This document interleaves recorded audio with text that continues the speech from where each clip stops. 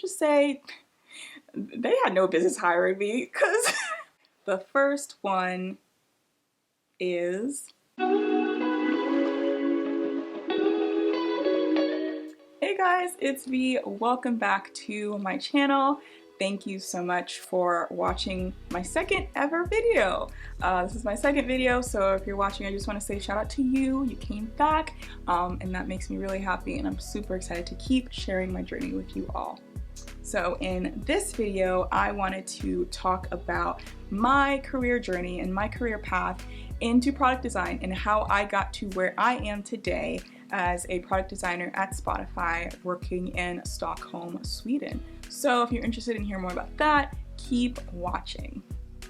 So in this video, I'm going to be talking about kind of the three big, the three biggest impacts on my career thus far.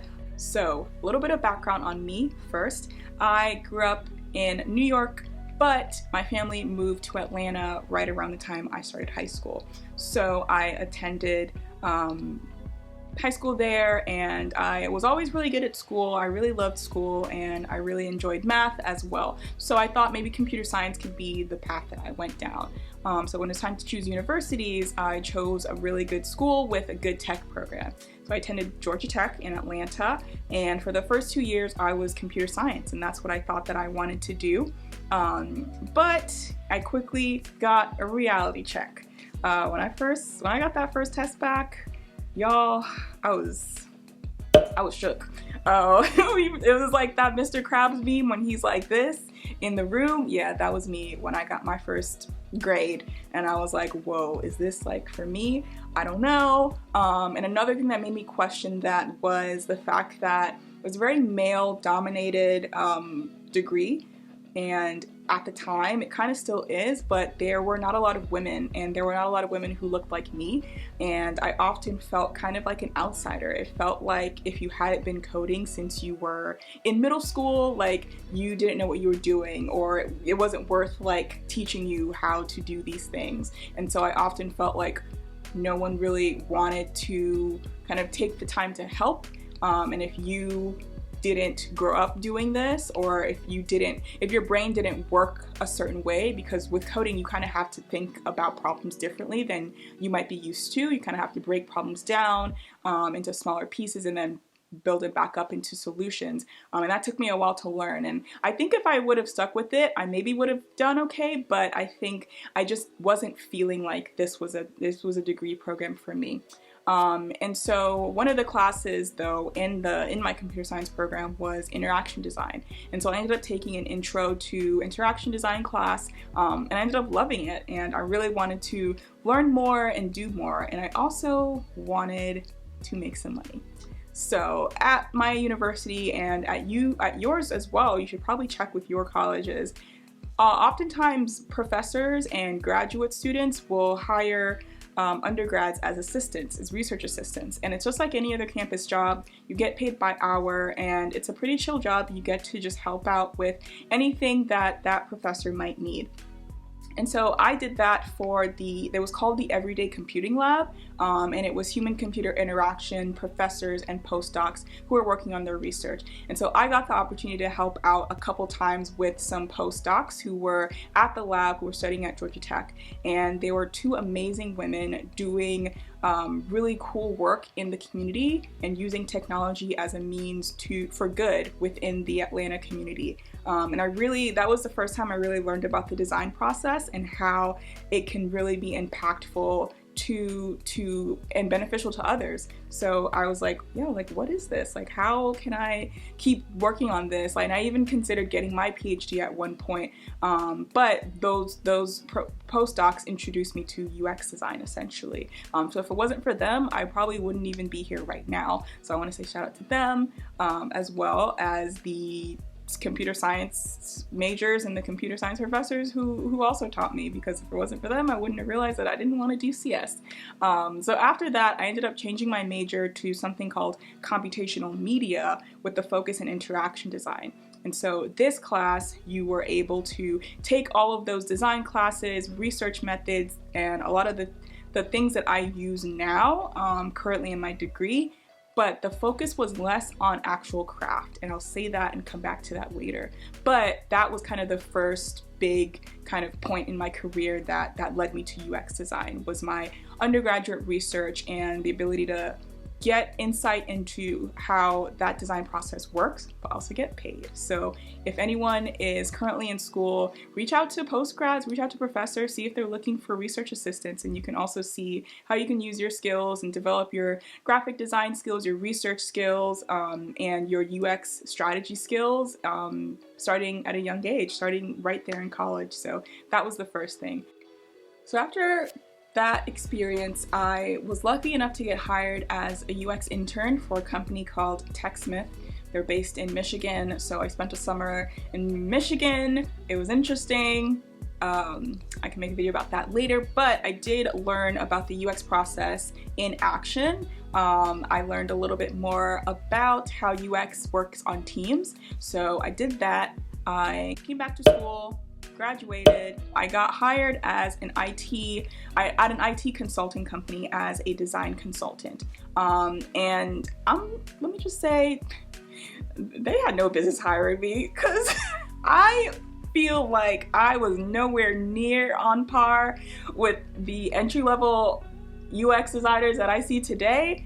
I don't know how I got that job. They must have just really saw something in me, because I am so thankful for them for hiring, but I'm just gonna say that right now. Like they had no business hiring me, but I'm so happy that they did. Shout out to that company. They know who they are. I ended up meeting some amazing people there, and really just growing as a designer. So from that experience, I really learned about the non-technical part of design. I learned a lot about stakeholder management. I learned about talking and articulating your design decisions, and I also built up a lot of those hard design skills that my degree program didn't necessarily specialize in. You took some classes in that, but it wasn't necessarily like a graphic design course, or it wasn't a traditional UI course. So a lot of those UI skills I didn't really have coming into my first ever career, and I kind of had to learn a lot of that on the spot.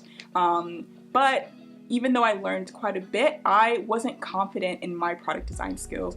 The field was getting more mature, and I just felt like I was falling short. So I really wanted to just be more confident as a designer, and that's what led me to the second thing that was super impactful in my career, which was my MFA. So I decided to go to grad school, and I applied to a Master's in Fine Arts program at the School of Visual Arts titled Products of Design. So after I applied and got into that program, I just spent 2 years really building my craft as a designer and really building my point of view.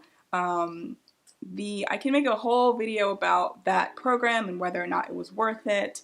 I still have questions about that today, but I did really learn a lot, and I got really confident in my design skills and my technical skills. I built my portfolio, and I ended up getting another internship working in media and advertising as a product designer there. And I would say one of the biggest learnings from that graduate program was to just really make things. Like, don't think think about what you're making, but there's also power in using making as a way to think through things, and not being afraid to just kind of like dig in and start. Obviously solving a problem. Not my camera being focused on the pillow behind me. I'm sorry, y'all. I'm kind of fuzzy. I'm kind of out of focus. I'm just trying to still learn my camera situation and setup. So yeah, sorry about that. I just did not want to re-record this entire video just because of that. So enjoy my fuzzy little face during this video. Yep, thank you. But just really, it kind of let my fear go about like, this has to be perfect, or, you know, it's not worth anything. And instead I just kind of was like, this is a way that I'm gonna think through a problem, is just by prototyping and solving something and just making something. So why not just, you know, start that process? So I would say that my master's degree played a huge role in my career as a designer, and it also kind of leads me to the third thing that played a huge role in my career journey, which was networking. So this program was huge about networking. They maintained a huge alumni network and a really close alumni network as well. They would make us send thank you emails every time we had a guest speaker, every time we had like a lecturer. They were big on like just keeping in touch with people because you never know what's gonna happen. And it's true, you never know. I ended up, you know, reaching out to someone from a previous job around the time that we had a career fair, and I asked them if anyone at Spotify was hiring, and they said that they would connect me to the design recruiter, and that's what they did. I ended up having a really good conversation with her, and then guess what happened? Corona. So COVID hit, and I was like, well, I'm not gonna hear from this person again, but it was okay. It was okay because I had some things in the works. I had interviews lined up. I even was told that I was gonna have an offer, and so I was like, you know, it's fine. I got some offers coming through. COVID hit. COVID said, not on my watch. Nope. And those offers were done. Nobody was hiring. I found myself out of school and unemployed, which was not a thing that I ever thought that I would be. But life just comes at you fast sometimes. So it was just a way for me to kind of reflect, think about what how I define myself, and sometimes that doesn't always have to mean super productive all the time.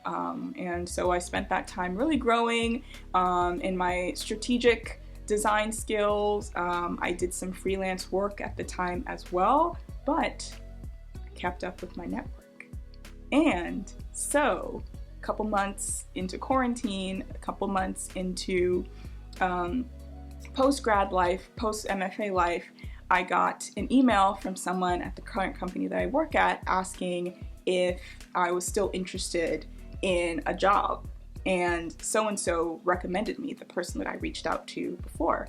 And I was like, of course, I'm still interested in a job. Are you kidding me? Like, no one is hiring out here. Like, the job market is so sparse. Like, but COVID actually did really well. Like, some companies actually did really well in the age of COVID. So I can't complain, I guess. But I really was thankful that I reached out and that this person thought of me. And so I said, of course, I was still interested, and I went through the interview process. It consisted of portfolio reviews, interviews with data scientists, interviews with other designers, interviews with hiring managers, a design exercise, and something else that I cannot remember, but I'll probably link it down below if I'm allowed to, because I have to check that as well. But yeah, there you have it. Those are the 3 biggest things that impacted my career as a product designer, and that's how I got my current job now. So I knew it was going to be based in Stockholm. I took the opportunity to move here, start new, start afresh, and now here I am based in Stockholm talking to you all. If you've learned nothing else from this video, just remember this one thing: network. I think someone once said, like, your network is your net worth. And I know it sounds kind of cheesy. It sounds really cheesy actually, but it's true. Like, who you know is everything, especially in design. I know people who like don't even apply for jobs anymore. People just hit them up. People just hit them up for jobs. So yeah, just keep in touch with people, reach out to people. You never know where it's gonna lead to. You might not get a response this time, but don't let that discourage you. So yeah, drop a comment down below if you resonated with anything in this video, if you have a networking story that you want to tell, if anything exciting or anything that changed your career trajectory came out of networking, or if you are a product designer, or if you just want to ask me any questions about my current role at Spotify. Happy to be helpful in any way that I can be. So yeah. That's it for this video. Thank you so much for watching. I hope you enjoyed it, and I will talk to you all again soon. Bye!